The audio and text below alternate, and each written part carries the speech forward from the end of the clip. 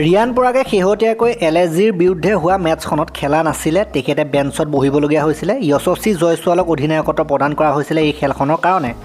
Hamstring ইনজুৰিৰ কাৰণে ৰিয়ান পৰাগে এই খেলখনত বহিবলগীয়া হৈছিলে, কিন্তু ইয়াক বহুতো ধাৰাভাষ্যকাৰ আৰু বহুতো ছ'চিয়েল মিডিয়া ব্যৱহাৰকাৰীয়ে ৰিয়ান পৰাগক টিম মেনেজমেণ্টে উলিয়াই দিয়া, ৰিয়ান পৰাগক লৈ টিম মেনেজমেণ্ট সুখী নহয়, কুমাৰা চাংগাকাৰা ৰিয়ান পৰাগক লৈ অসন্তুষ্ট হৈছে, কুমাৰা চাংগাকাৰাৰ কাৰণে ৰিয়ান পৰাগ বেঞ্চত বহিবলগীয়া হৈছে, এনেকুৱা ধৰণৰ কিছুমান কথা প্ৰকাশ কৰিছিল ছ'চিয়েল মিডিয়া ব্যৱহাৰকাৰীয়ে হওক বা ধাৰাভাষ্যকাৰ পৰ্যন্ত এনেকৈ কোৱা হৈছিলে। আৰু তাকে লৈ বৰ্তমান সময়ত ৰিয়ান পৰাগে প্ৰতিক্ৰিয়া প্ৰকাশ কৰিছে সংবাদ মেলত। তেওঁ কি কৈছিলে আমি চাই লওঁ আহক।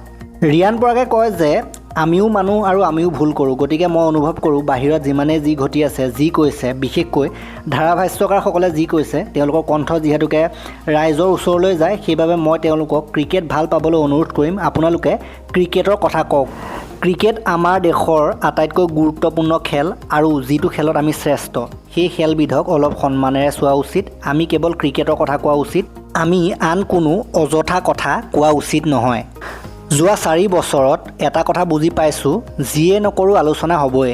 মই এইটোও বুজি পাইছোঁ যে যিয়ে নহওক কিয় ই মোৰ খেল, মোৰ ফৰ্ম বা মোৰ মানসিকতাত প্ৰভাৱ পেলাব নালাগে, কাৰণ কীবৰ্ড যোদ্ধাসকল বাহিৰৰহে মানুহ, ভিতৰত খেলাকেইজনহে খেলৰ আচল কথা গম পায়।